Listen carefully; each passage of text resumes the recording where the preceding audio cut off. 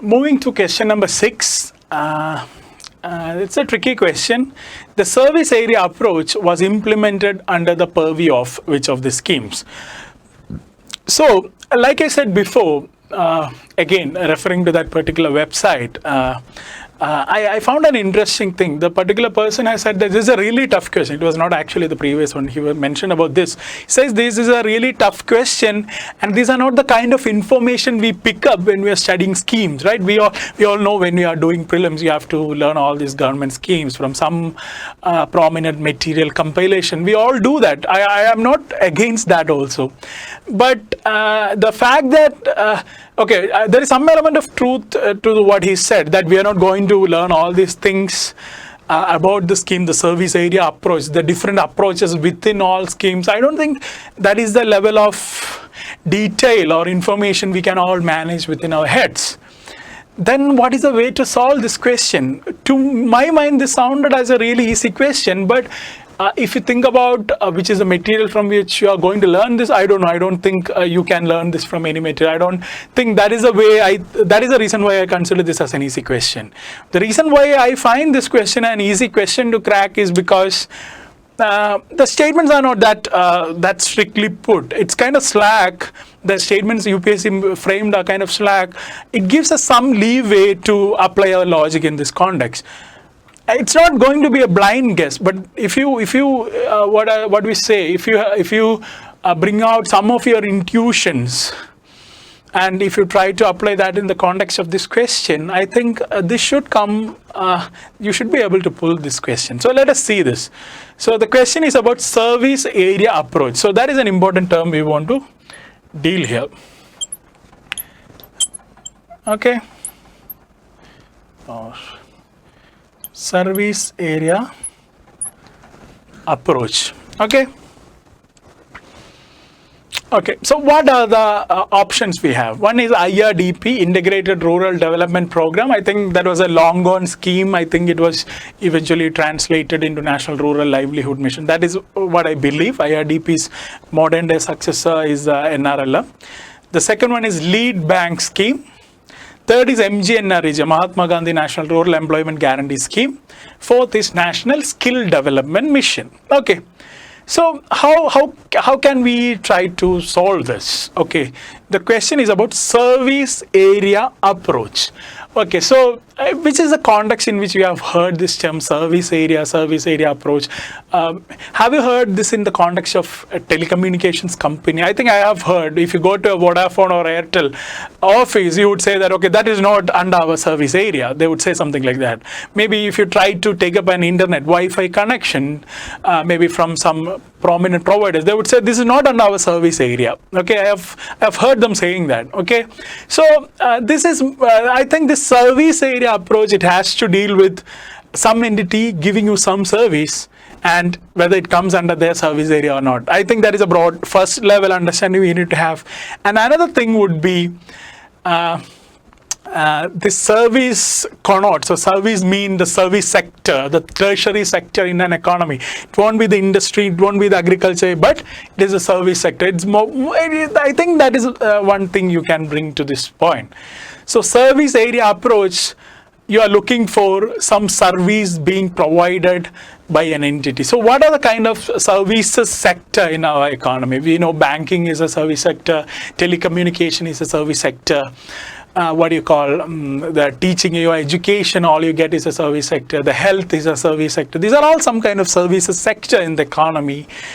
And armed with all this understanding, let us take each options. So I think we'll take two options together. A and C, we can deal it together because there is so much of overlap and they work in a similar domain. So both pertains to rural development largely. So Integrated Rural Development Program, I think, I don't know exactly about what it was, but I think my sense is that it was about improving livelihood opportunities for the rural poor. Like thinking in terms of livelihood mission. MGNREG is about giving employment to all those people who haven't found gainful employment. They were planning to give 100 days, some place it goes up, some place it goes down. So both pertains to improving rural development. So both destined come across as a service you would be provided with by some entity, but this is a what do you call this is a social welfare program, right? This is a welfare initiative. I don't think you will hear the service area approach under the context of a welfare initiative in the first place.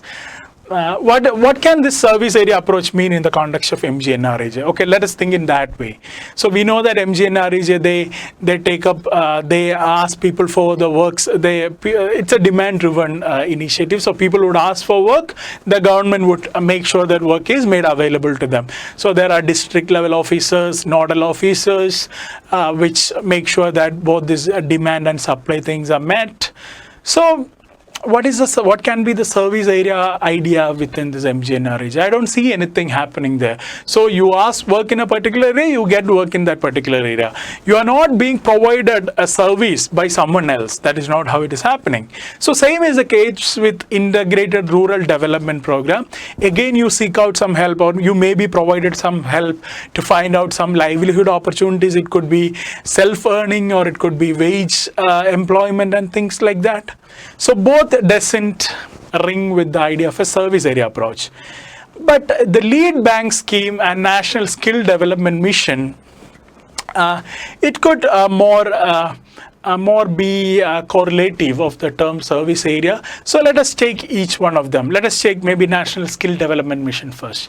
So will national skill development mission fully go with the idea of service area approach?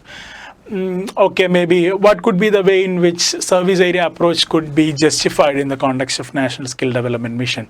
So there could be some areas which has to be serviced by a particular mission. Is that the idea? No, it doesn't work that way. So under national skill development mission, if you know the much details of it, you would know that there are many providers, many training providers under this.